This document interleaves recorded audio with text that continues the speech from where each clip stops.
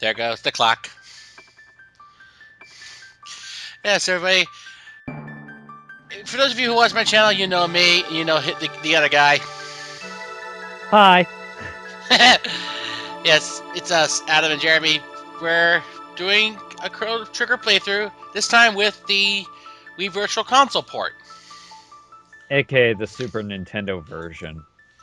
Yep, well, at least a reasonable facsimile thereof. Nah, yeah.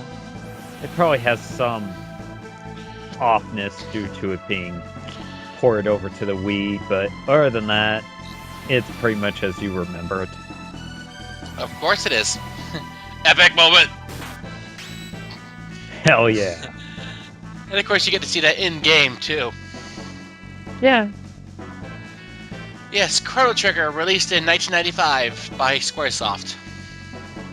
One of the two big giants of Square at the time on the Super Nintendo when it came to RPG perfection.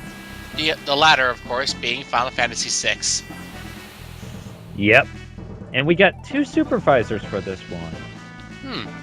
Yuji Horii and Hironobu Sakaguchi. Well, that's always awesome.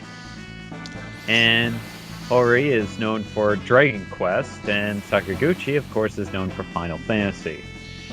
And the soundtrack of this game, Yasunori Masuda, who just recently returned in full force with the OST for Soul Sacrifice. Cool. And let's see what else. The art design is, of course, done by Akira Toriyama in his traditional design style, Which tends to rarely ever change. Yeah, that's for sure. Also, Nobuo Uematsu also joined in with this game as well, but that was also due to Masuda having ulcer at the time working so hard on the game. But Uematsu is credited for only a handful of tracks, but they're good tracks. Yeah, oddly, in the in-credit sequence, he gets top billing. And of course, this game has spawned a sequel, the rather controversial Chrono Cross. Yes, Chrono Cross. I will be covering this probably on my channel, considering I'm not sure how it's going to work between me and Adams because of him being a partner and such. It'll work out. But either way, let's blast off back to the past, back to the future, And everywhere in between. And that's for sure. And at the end of time itself, Chrono Trigger. I almost said cross. Jeremy, wait a month, damn it. Because the thing is, if I recall, I said that I have to start cross right after you get done with Trigger. And we'd have to get Boheppens for that one. Yeah. Anyway, well, you know, it doesn't begin with a trade. Oh wait, this isn't the era of trains. This isn't the era of belts and Square zippers. Enix. Wake up! Good morning, Chrono. A trope that needs to go.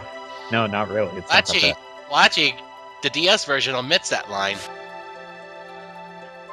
And also, it also returns in Chrono Cross as well, when your mother tells you, I think her name's Marge. She goes, Good morning, Serge. Better not have Lena waiting too long. She'll get awfully upset. And then she'll want even more of those Komodo scales. Because nothing makes her more happy than blood of lizards. Yep. Anyway. Our hero, Chrono, aptly named, actually, considering this game has to do with time travel. And that is Luca, our very... I guess, in a way, she's kind of very similar to Bulma in the intelligence ratio, but she's not as socially... Well, she's slightly socially inept in that. Yeah, I'm guessing the battle speed to 3. Yeah, I consider changing the window color, but no, I keep it on default. Alright. Of course, the controls stay the same. Alright. Just the way I remember them. Basically, welcome to Truce in the Kingdom of Guardia, circa 1000 AD. It's the present. It's the present day. Everything's all peaceful. Give it another 20 years. Well, 5 years. That too. But much, much later, it gets even worse. You'll see in Chrono Cross. Or maybe you won't see. Considering that in Cross, Chrono Trigger is only barely referenced. It's actually the whole chunk of the end game, basically. Well, the second disc as a whole. Mm-hmm. And I figured, let's begin with some tutorials on how to play the game. Obviously, we have our basic mechanics of running while holding the B button. And of course, we have monsters that are actually visible on the field instead of going into a random encounter. I think another game also took this really nice idea. Super Mario RPG, of course. Of course. Now, of the two, I would say SMRPG is probably the more casual. Whereas for this, it will require you to grind and train on a regular basis. Considering that this game has a rather basic battle system, but the difficulty tends to spike in certain areas. But if you can plan ahead and you know what you're doing, this game's pretty easy. But that can be said for any game. Wait until we get to Grandy 2 when we find this one out. Yeah. But of course, Chrono, obviously, he uses katanas as his main weapon. And he's actually left-handed. Huh. Just like Link. Yep. Ooh. And we've learned our first technique, Cyclone, which is pretty much his trademark move. And also, the enemies can be somewhat interacted with and avoided, like such. Like that bird will summon more enemies to attack you. But I figured I want to clear out the forest before I move on, and I want to give us a chance to explain the mechanics of the game. Techniques, of course, you have to unlock using tech points that you earn from combat. Different enemies will yield different amounts of tech points. As for techniques themselves, they can be either physical or magical. Now, another thing to note, unlike some other games, the techs actually have their own unique range, as well as such as this. Like if they get close together, you can take them all out in one shot. It truly is a beautiful thing. Yep. Yeah, all techs have a different range. Some are like area of effect, some are literally the same zone as your character. Some are even in a straight line, or some just target all enemies at once. And note there are 5 properties, actually, in this game. There's physical attacks, of course, and then you have your magic properties. Light, fire, water, and shadow. Although in the SNES version of Chrono Trigger, it's just simply known as lightning. Which I kind of prefer in a way. Then again, it'd make less sense in terms of the comparisons between elements. Because any character that has a certain element, they take extra damage from the opposite element. So Chrono would take extra damage from shadow magic. And according to what I've read on Game FAQs, a slight resistance to light elemental attacks. Of course. Anyway, I'm going to be cheap and actually buy myself some more upgraded armor. And now this also applies to Chrono Cross with the element system. Red beats blue, blue beats red, green beats yellow, vice versa. Yep, I'm buying equipment beforehand for both Chrono as well as another party member we'll be grabbing later, with that, of course, being Luca. Because we're going to need her help later on. Luca, she is, of course, fire elemental. In fact, all of her skills, with the exception of one, is all fire. She's the black mage of between the two of them. Her whole main priority in her whole main game is to pretty much nuke anyone out of existence. Thus is a good thing. It is. It's just that her lack of versatility is notable. True, but still, you take what you can get. As we'll be encountering our next character that we'll be talking about. Yep, who tends to be underrated, actually, but I tend to use her often, considering that I like her support techniques. Whoops. This is unavoidable. That's unavoidable. Now talk to the girl first. Yes, because your actions here will have a great impact later. Yeah. Oh, no, you didn't lose it. It's right here. A lot of sentimental value? You have no idea. Yeah, sure. Well, of course. Yeah. Anyway, yep, this is Marl. She is water elemental. But she's also the party's primary healer. Well, the first healer we grab. And sure, she lacks major offense, but then again, she does have something that no one else has. Haste. In fact, haste can be rather broken sometimes. Also note that she's a speedrunner favorite, but for a more casual game, or maybe based on your mileage, she probably might not be the one for you. No. But because she kind of has a lousy defense. True, but what she lacks in offense, in terms of being just by herself, that she makes up for that with being very useful in double and triple techs. Anyway, hello, it's Gonzalez. I mean Gato. Though sadly, she is the only character out of the whole game that doesn't, next to our next party member that we'll be encountering in a certain timeline, is the only one without a third level of magic capability. Well, I suppose that would have made her even more broken. Not true, but it would make her stand out a little more, considering that another character that we probably not in this playthrough as a whole will be getting, but he can take the place of her effectively for the magic end of things. And of course, Marl equips crossbows as her weapon. Which are fairly effective, actually. No, I'm going to hold off on getting another sword till much later. Yeah, kind of need more money. No. Oh, no. Just no. Huh, his name. Melchior, yeah. I hope it doesn't blow up like all the others.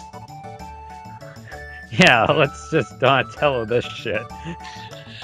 Yeah, Luca, she's an inventor. And only 19 years old, even. Yeah. Yeah, Chrono himself is actually 17. He's known Luca ever since he was a baby. Yes, I'm earning another 15 silver points for a reason. That way I won't have to later. I think I have a good idea. I'm not going to say anything because, there might be some kids out there that have not actually played this game and may be interested. Exactly, so please, no spoilers, people. Ow. I'm trying the best I can. And you're not doing a good job because you can't help yourself. I'm doing very good now. Yeah, now you do, but I know you're gonna screw up later. You're gonna. Yeah. Just go down, Gato. There we go.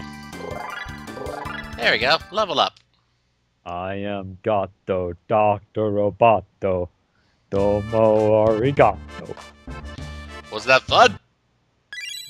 I almost died! Oh, unconscious. Do do do do do do do do do do do. Luca, your robots are insane. Yeah. Yes, I'm saving out here. Oh yeah, of course I'm gonna rest in the inn too. And it's only 10 gil. Oh, gold actually. They don't even say gil in the DS remake. It is technically a remake, considering they redid most things from the ground up. Including, let's see, certain vocal, certain speech types, and so on. Yeah. As well as the music being done for DS quality and so on, as well as the graphics. Now hold still. You can somehow actually skip this. You just have to be very, very, very pixely precise. The only problem, though, is that when you get into, okay, spoiler, 680, or you actually have to redo this. It's basically programmed in that you are forced to do it. Yep. Jump up here, and you'll get teleported here. Yes, Luca Ashed here. Check out a girl's glasses. She can probably see the backside of the moon with those. Hey, no insulting the glasses. Oh, I'll try it. That telepod's going to devour our soul. How bad can it be? Well, considering how transport incidents are. Well, fortunately, this is two competent inventors. Luca, stop this crazy thing! See? Told ya. I guess even her inventors have to work sometimes. Wow. Check it. It worked. I can't believe it. Through to explain the science at its best, ladies and gentlemen. Oh boy.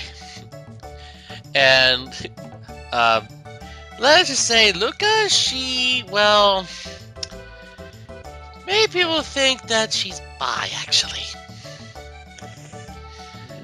Yeah. This is kind of, you know, subjective. Yeah, especially in the Japanese version. Not mention her reactions to a certain party member when we first meet her in the DS. Her reaction is actually much more surprising in the DS version. Oh boy! All right, it's time for a Deus Ex MacGuffin to whisk her away. Oh, what a horrible night to have a transporter accident! Great. You're going on a leisurely stroll throughout the fair. Next thing you know, you're being teleported into the past. What a way to go. I don't think it was supposed to work that way. Yeah, well, show's over, folks. Let's head along now. I think somebody's gonna report this to the guards. Yeah. It couldn't have been affected by your pendant. Okay, you're going into Star Trek territory, Luca. And think about it, people. This is 1000 AD. Oh. What a fine lad. Now, on the whole thing of her saying a cutie, I think she, I guess in a way she's kind of taken that role of the older sister kind of character kind of thing. Well, she is 2 years older. Yeah, so in a way I guess it would kind of make sense that she'd use that kind of term. More power! Roger, keep hammering that thing pretending you're doing work. Maybe that's not a telepod malfunction. I'm tripping balls! See ya! See ya later, alligator. Ooh, trippy. And we get to hear the awesome Chrono Trigger theme during this. Yep.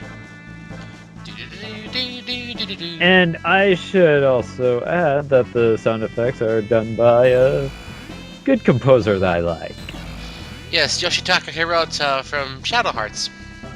who did the majority of the sound effects as well as the sound editing and the other more acclaimed Square RPGs of this era.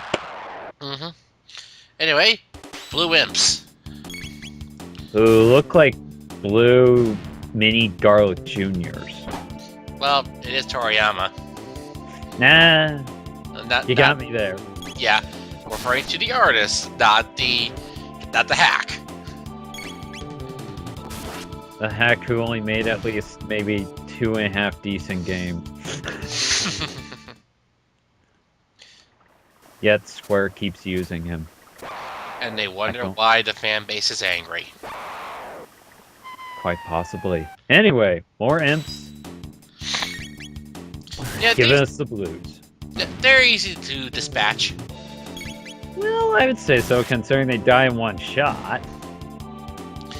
Unless you're playing like a hard type hack or something. Oh, why would we do such a crazy thing? I mean... Oh, I know somebody who did and lived to tell the tale. Quite, but he is barely living to tell the tale of another hack. But that is neither here or there. Well, another hack of a completely different caliber.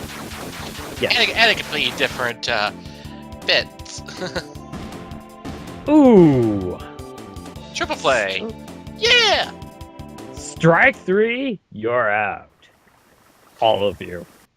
Dun, dun, dun, dun, dun, dun. Yes, we are now in another time period. Whoa. Yep, we're currently in an era where they are at war. I wonder how that works. Not well. Anyway, the enemies here are slightly different than in our own time. And there's slightly tougher, but not much. Mm-hmm. And, ooh. Green Imps plus Rollies equals Rolly Riders. I do like the fact that they actually, work together with their fellow enemy in arms, or brother in arms, monster in arms, or something to that effect. You got bald, man. And that is it. And they do drop a decent experience yield for this part of the game. Whoa. But experience isn't that factor. What really is a factor is tech points. Yeah. Considering that even if you are at a high level, you still need your tech to make a difference. Well, if I recall correctly, somebody actually checked the power of a certain spell as opposed to what would be a level earlier to level later. Like, say, Antipode, for instance, double tech between both Maro and Luca. Yeah, they're going to be working with us. It actually has, like, from level 8 to level 9, it has about 10 times the power that it usually has. So, it's always something worth noting, especially if, like, you want to try to do a speed run.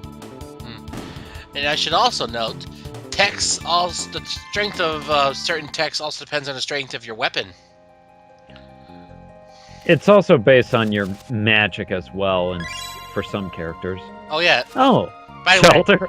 By the way, you can easily get 99 shelters by cutting back and forth between back and forth in the forest, because that enemy dropping shelter, that shelter dropping enemy, it respawns.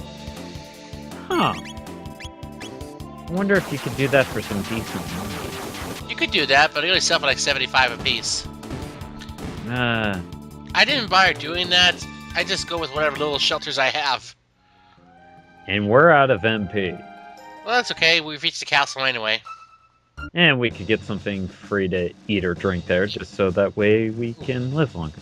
You want to make us as troopers? Yeah, show your stamp collection, son. Oh, Woolsey. Yes. Teddy, Teddy, Teddy. Yes, the localization of this game was done by Ted Woolsey, who also did Final Fantasy VI. And I think he did one more SNES game. He did Secret of Mana as well. And for the record, folks, he did not localize Final Fantasy IV. No, he did not. That was actually a Japanese person doing English translation. Well, at least he gave us something good out of that. Yep, we are spoony bards indeed. Yeah, Lean's acting rather odd. Knight's quarters? Awesome. Cool. So yeah, we're gonna have a tour of the castle. Down here is, the Knight's quarters. Well, we can get some food and we could get a quick place to stay. That's to the right. This is pretty much the inn. Of Of course, course, for free. For now, anyway. Later on, all the beds get occupied. Anyway. That's the way I feel. Yeah, y'all think we're the ones who helped the Queen. Sir Cyrus? No, I haven't heard of him. Which land do you come? Are you simply a fool? I play the fool. We're thankful for... Yeah, since the cathedral was built, a monster named Yakra had disappeared. I wonder if this will come into play in the plot. Now the Queen's been found to concentrate on the war, so they no longer have to issue search parties. And also, apparently Cyrus had left with a friend 10 years before. No one's seen him since. Anyway, down here is the kitchen, run by the master of kitchens. Or he's just known as the chef. What's this ice cream stuff that cleaning around so badly? This place is a mini war zone. Yeah, okay. And, here's a little extra scene. Yes, the commander and the knights of the square table. Assemble! As they're known in the in this version of the game. Yeah, the commander and the master of the kitchens don't really get along well. Let's few of men, okay? Yeah, they just can't stop fighting.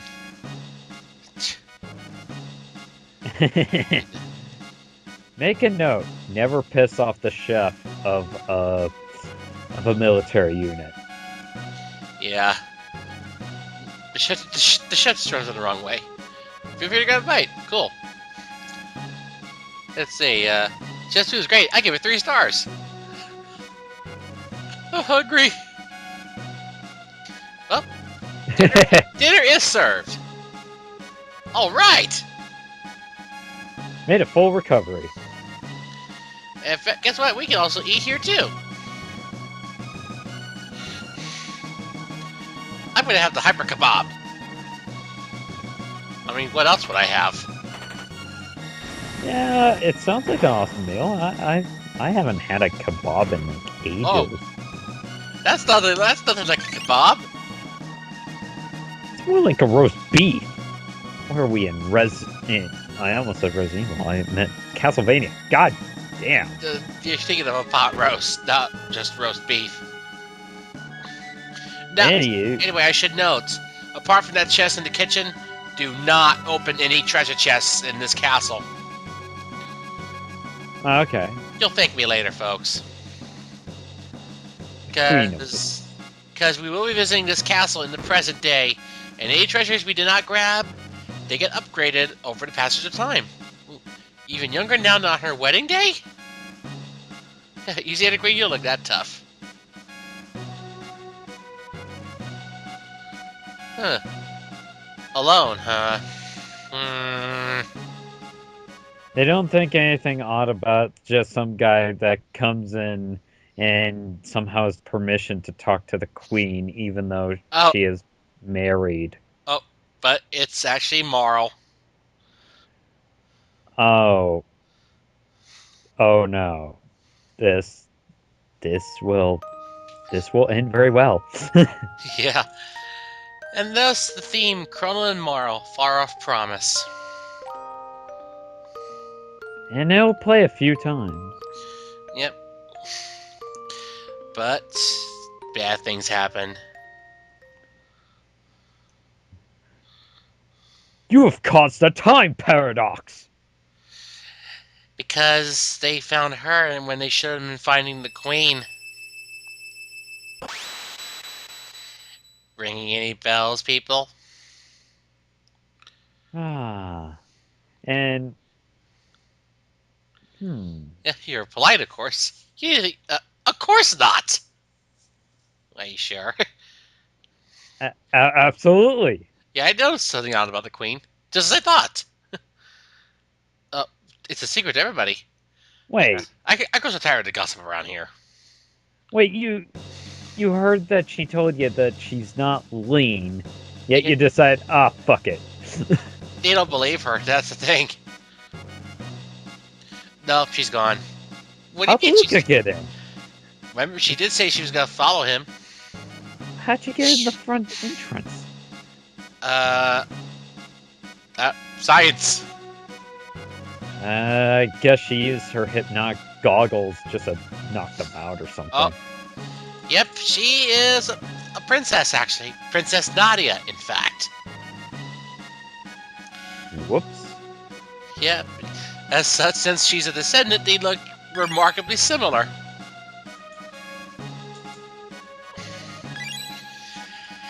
So, yep. They should have been trying to look for the queen. They did find somebody who looked like the queen, but it was the wrong person. Clearly. As such, history has been changed. Because with this sudden change in history, Lee will most likely end up being killed, and therefore, Marl ceases to exist. Don't you just love it when time travel works like that? Yeah, especially like if you stop certain events that are destined to happen. Yep. So we had to set things right. We have to find the real queen. Oh, she starts at level 2. And she has a unique accessory, just like Chrono does. The sight scope, which allows her to pretty much see enemy HP, which can be handy. Yeah, but end game, I don't really use it. No. Once I give her a gold stud, the game's over for me. Well, I'm gonna try not to use Luca for the final dungeon of the game, but not as often. I mean, as far as I know, in my current progress, she doesn't even know Flare yet. Huh. She's close, though. That just don't seem right to me, but that's just me. And when Luca's up close to enemies, as opposed to just shooting them, she hits them with her mechanical hammer. Yep, she uses guns as her weapon. Sweet! Oh. Shelters. And more rollies. Don't worry, folks. We'll run into pulleys soon. Yeah, actually, on the way back. Because in this time period, every time we have to go to and from Truce Canyon, there's always one forced battle. Always. Yeah, I figure I'd get her to learn her first actual tech. Oh. Well, they guys should just make it as easy now. I know, right? But hey, you know what? We need this. I should note, if you're checking out Chrono Trigger ROM hacks and stuff, I suggest staying away from one known as Time's Fury. The difficulty in that one is all over the place. And with that, Luca has just learned her first tech, Flame Toss. With that, we have our first double tech. And it will be rather useful for a bit. Where am I? It's the Kingdom of Guardia. You didn't know that, right? No. No, we need more ignorant strangers around here. Well, at least in the DS version, he's much more, you know, kinder about this. Oh no, if you stay in the inn for quite a while, before going to the castle, you'll see a certain somebody enter the inn. Huh. Yep, an explorer known as Toma. Oh, that guy. Oh, Benta the blacksmith. That's certainly not an anagram for Taban. Huh. A daughter who is intelligent as she is beautiful. Well, you'll have a descendant. Hmm. In any case, this wraps up part 1 of Chrono Trigger. See you in part 2 where we infiltrate Manolia Cathedral. See you next time.